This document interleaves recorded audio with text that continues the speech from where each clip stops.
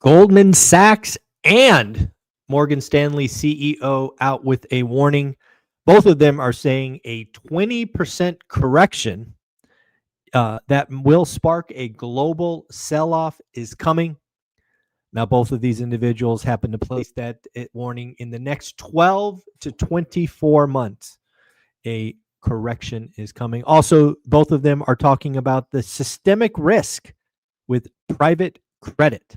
Again, folks, it looks like we have some smoldering concerns in the private credit arena, one that we will have to pay attention to. Is this going to be something that is sparked by commercial real estate? Is this going to be small and medium businesses over leveraged? Where are the cockroaches? How levered is the system? It is going to be something that unwinds over the next 12 to 24 months.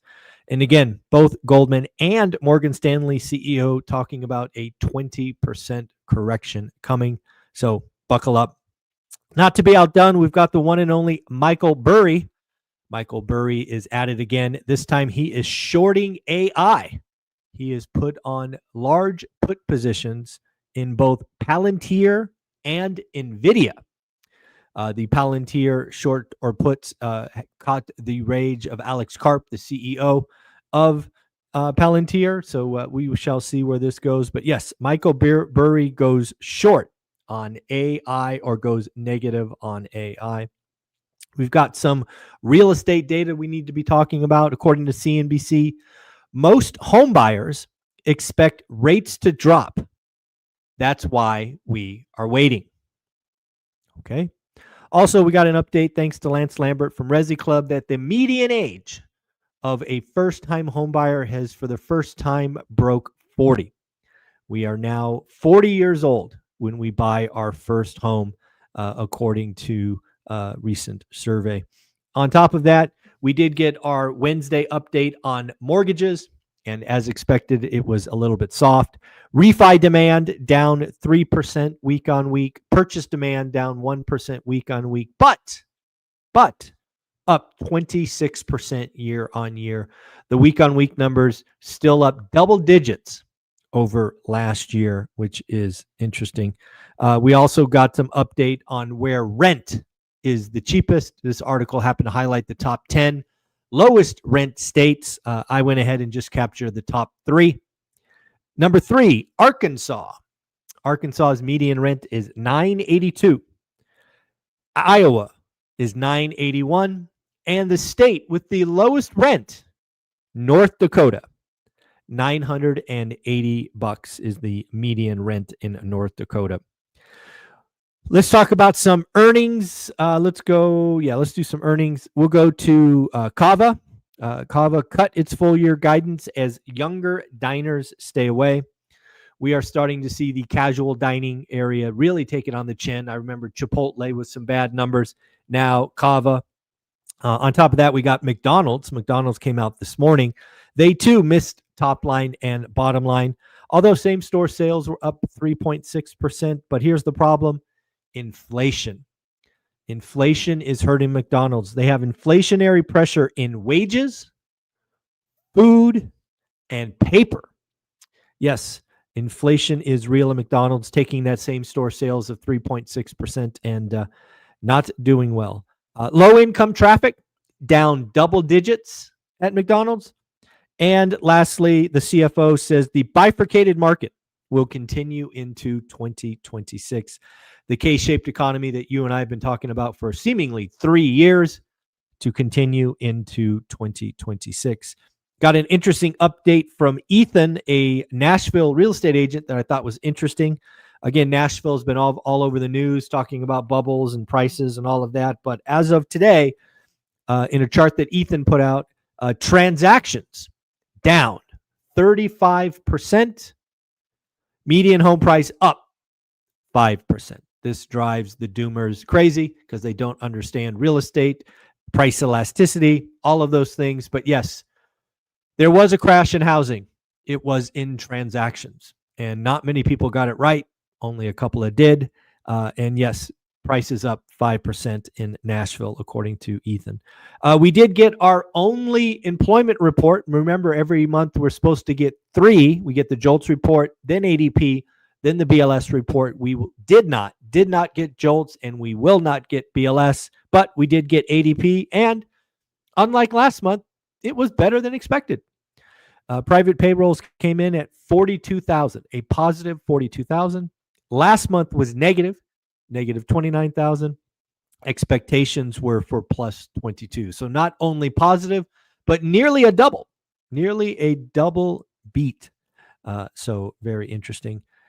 Something else I got on real estate I should have said earlier, but I missed it. National Association of Realtors, first-time homebuyers are now down to 21% of the market. Typically speaking, they are 40% of a market. That just goes to show you that our talk about the low-end home does not exist. Again, lock-in, all of those things we've talked about for years. And also, in 2024, the average number of years you were in your home before you sold it was 11. Remember, folks, I told you this is going to 15. 3 or 4 years ago, the average was 8 years, and average was 8 years for a long time. It's now 11, and it's going to go to 15. Just remember who told you this years ago. What else do we got? We got Zoran Mandani winning the mayor race in New York. Now we get to see what happens next. Will nearly 1 million people leave? I doubt it. I doubt 1 million people leave. In fact, I would be shocked if 10,000 or 20,000 actually leave because he won. Also, we need to understand how he won. I think Mandani winning the election should be a indication for the midterms. Because again, if you're not paying attention, you can repeat mistakes. So again, Mandani win should be a wake-up call for all politicians because he ran a good race and he used social media and he got the masses energized. So pay attention. It'll be interesting to see where this goes. Don't know if you invest in crypto, but I saw the other day or yesterday that Bitcoin went under 100K. Yes, many told me that would never happen again, but yes, it did. It is currently, I think, at 103. But yes, for all the people that said Bitcoin would never go below 100K, you were wrong. It did that yesterday, at least briefly. We did get a couple of members signed up for our school community, both Richard and Trevor. Thank you for joining. Make sure you introduce yourself, get that big warm hug from our community. And yeah, let's see where we can go with school. Scott Bessent talking about housing recession. Scott Bessent says we need to bring rates down to end the housing recession, to which I remind you, rates being down is what caused the real estate recession. The Fed kept rates too low for too long. Too many people bought, too many people refied. We now have the lock-in. Scott, the only answer is either 4.5% mortgages or years of sideways action. That's where we are going. Other earnings we had besides casual restaurants, we got Arista Networks beat top line and bottom line, revenue up 27%. Pinterest missed top line and bottom line, although revenue was up 17%. 600 million monthly active users. I had no idea Pinterest was that big. I've never used it. But they did issue a weak forecast. Upstart missed revenue but beat earnings and gave lower revenue guidance. Supermicro missed top line, bottom line, revenue down 15%. We're starting to see weaker hands there for a while. S&P 500 was, I think, 85% of companies were beating. That is clearly no longer the case, as we have had a couple of days of misses going forward.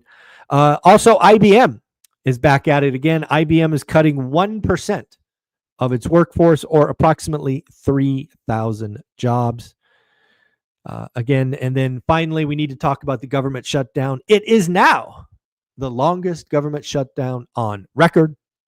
Again, there are plenty of rumors that now that the Tuesday elections are over, that we could finally get this thing going. I frankly will believe that when I see it. I'm the one that told you I thought this would be the longest one ever, and it has. We'll see. We'll see. This could go on. This could go on until the end of November. Also, frankly, it could end today. All we need is 5 or 6 Democrats to say enough is enough, and the government would be open. Clean CR. It's been voted on by both parties a lots of times. This is just chaos. And John Fetterman has been right. This is not a good look for the country. So again, we shall see. We shall see if the government shutdown continues. But, I hope it ends. I hope it ends. All right, folks, that is the daily financial news for November 5th, Wednesday, November 5th. We will be back tomorrow. And on Thursdays, we go at 7 a.m. So take care. Have a wonderful day. Peace.